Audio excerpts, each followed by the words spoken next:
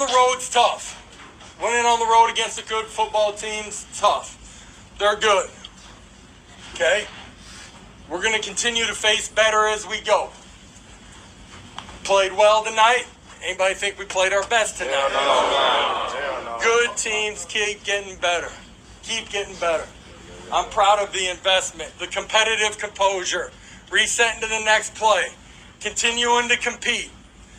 Man, it's just us being us, all right? And let's just keep making us a better version every single day. You guys got me? Yes, sir. All right.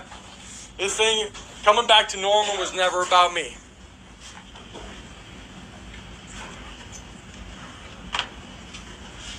It was not.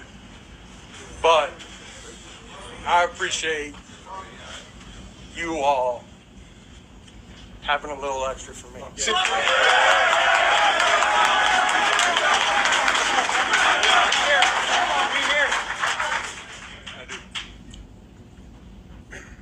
I love you guys, and I really mean that. Yeah, we love you. Go. I know.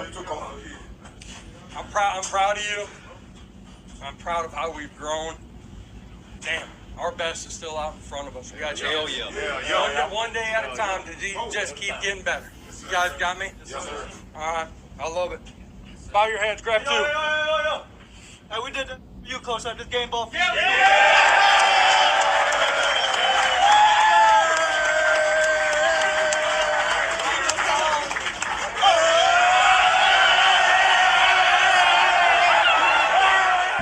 Your Tennessee Vols are 4-0. 4-0, folks, and I expect them to be in the top 5 next week in the polls. Great win. Was it pretty? No. It was Tennessee did not play their best football by a long shot. And offensively, there's many times we just looked really, really bad. But it's hard to go into a venue like Oklahoma has and beat a team that is that good defensively with your left tackle, Lance Hurd, being out. It was really hard. They can really get after the quarterback. And I think we had to kind of change things offensively sometimes in this game to kind of compensate not having him there. This game will only make us better. You're going to see Nico Iamaleava get better and better and better this year. I think you're going to see defensively we're going to get better as well. Man, I'm really impressed with our secondary too. Jermod McCoy, man, that dude's a dog. And Ricky Gibson, we got some guys back there can play. Boo Carter, did you see the hit he put on Jackson Arnold? Or no, it wasn't Jackson Arnold. It was one of the receivers. But anyway, big hit. True freshman making a hit like that. So this Tennessee team is extremely physical. They are a elite team. And I said this on social media, and I mean this with all my heart. Georgia, Alabama, clear the table off because there's one more big boy at the table now that you have to sit with, and that is Tennessee. Tennessee can beat anybody at any time, period. I think they have a chance now to go into Georgia and beat Georgia. Obviously, they can beat Alabama at home. But I think with this win in Oklahoma, they have given themselves a much, much, much better chance of getting to the college football playoffs. If I was a betting man, I think you definitely have to put Tennessee in the college football playoffs because if you have 2 losses or less, you're in. And I think there's no way Tennessee ends this season with less than 2 losses. But anyway, that's enough of my rambling. Let's talk about the stats in this game. Tennessee had 345 total yards, and Oklahoma had 222.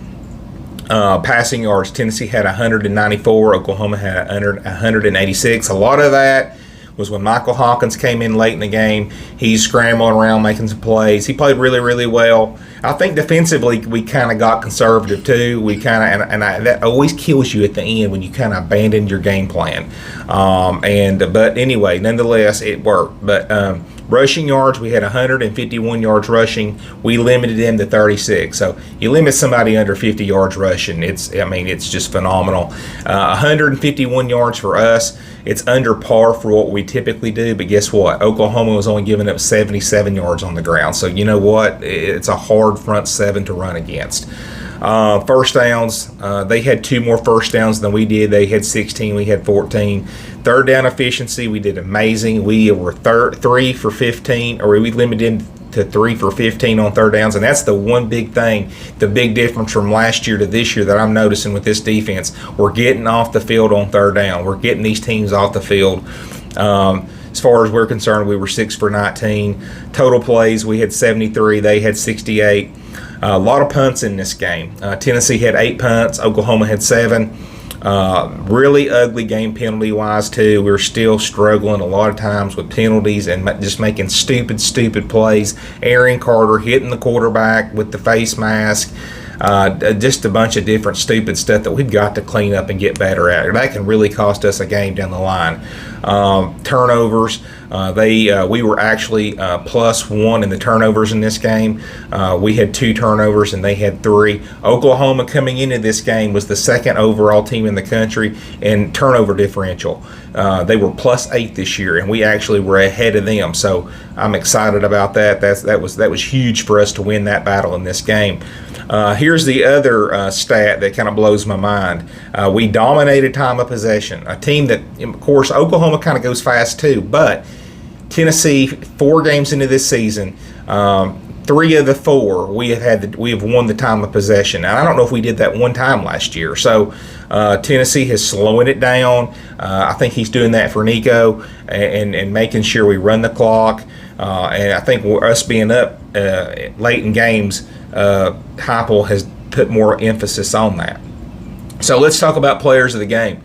Dylan Sampson and Deshaun Bishop are my players of the game. That's a couple of them right there. They had over 150 yards rushing, 1 TD. Those are not gaudy numbers, but man, if you saw the yards they got, they had to fight for every single yard against that Oklahoma bunch. I was really proud of them. And Deshaun Bishop has emerged as the number 2 running back. Man, we've got a solid running back room now. I am very impressed with them. Brew McCoy had 4 receptions, 92 yards. He's my other player of the game. Man, he looks good. He's fast. And that catch he made over the top, that one catch, I was really impressed with him. He looks better post-injury than he did pre-injury. And he had a gruesome injury, so it's amazing that he looks better. Keenan Peely was everywhere, our middle linebacker. He had 5 tackles.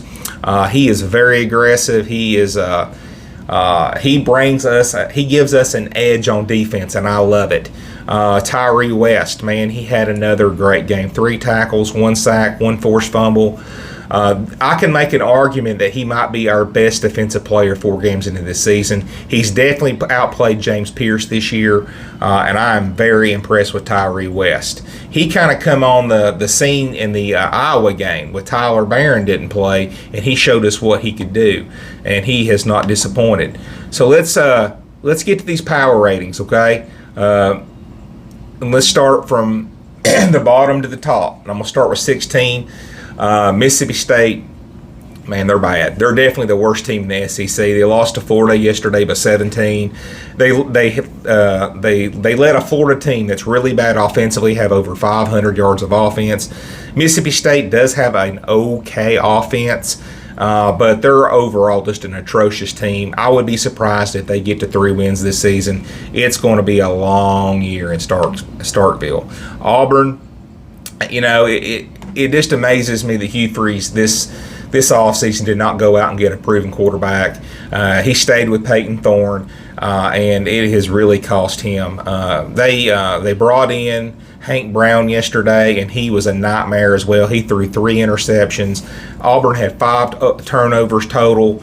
And they lost to 10 by Arkansas. They actually outgained them and outplayed Arkansas, really, in my opinion, overall, but still lost the game because they were so sloppy. And Auburn right now is just throwing interceptions like crazy. Peyton Thorne has done it. He did it last year. He's doing it this year. And, you know, they give the ball to Hank Brown. He's just as bad.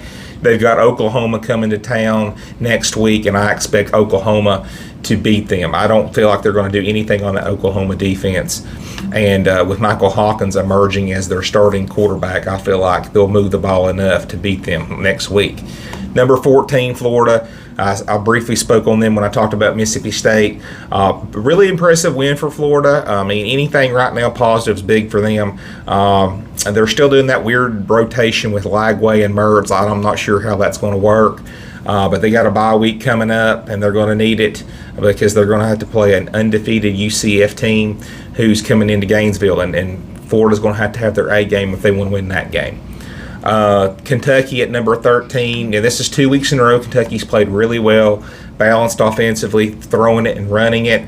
I don't know what happened to Kentucky a couple weeks against South Carolina. I do not understand what team that was, because coming into this season, I thought Kentucky was going to have a pretty darn solid football team. In the last couple weeks, with them playing Georgia and playing Ohio, they have looked much better than they did in that game. So I had Kentucky at 13. Number 12, Vanderbilt. Man, they were a whisker away from beating Missouri at Missouri. The number 7 Missouri Tigers. Diego Pavia has continued to be a huge asset that they picked up this offseason. And defensively, Vanderbilt looked really, really good. They limited Missouri to under 250 yards passing. And listen, Missouri's got Brady Cook, Theo Weiss, Luther Burton. To keep those guys under 250 yards passing is doing something really good. Man, this Vanderbilt team is light years ahead of where I thought they would be. South Carolina at number 11. They did really good. I mean, they beat a bad Akron team, 50-7. Lenore Sellers is still out. It looks like Rocket Sanders, I think he might have ran the ball one time, must have got hurt or something, but they're going to need them back. They got a bye week next week, and then they're going to have to play Ole Miss. And that, I'm going to tell you, Ole Miss is legit. They are a college football playoff team. They are going to be a hard out for anybody. And so South Carolina will have to play perfect if they want to win that game. So they need Lenore Sellers, and they need Rocket Sanders back in a couple weeks, and they need to get healthy. Number 10, Arkansas. They beat Auburn yesterday at Auburn. Anytime you go into an SEC venue and win, you make no apologies. It was a big, big win for Arkansas. I did not have high expectations for Arkansas, so I think Arkansas is ahead of schedule. Now, they didn't play very well, but Taylor Green made enough plays to win that game for them. So they keep getting some more wins, get more momentum. So Arkansas is ahead of schedule in my opinion. But they got to cut down on the turnovers. They're committing way too many turnovers, but they still are an exciting team with Taylor Green leading the charge. 9 A&M, very underwhelming performance, beating Bowling Green 26-20. I don't know if they just don't run the ball. It said they averaged like 6 yards a carry, but they didn't have any yards rushing in this game. I don't know, or I'm sorry, let me back up. They didn't have many yards passing in this game.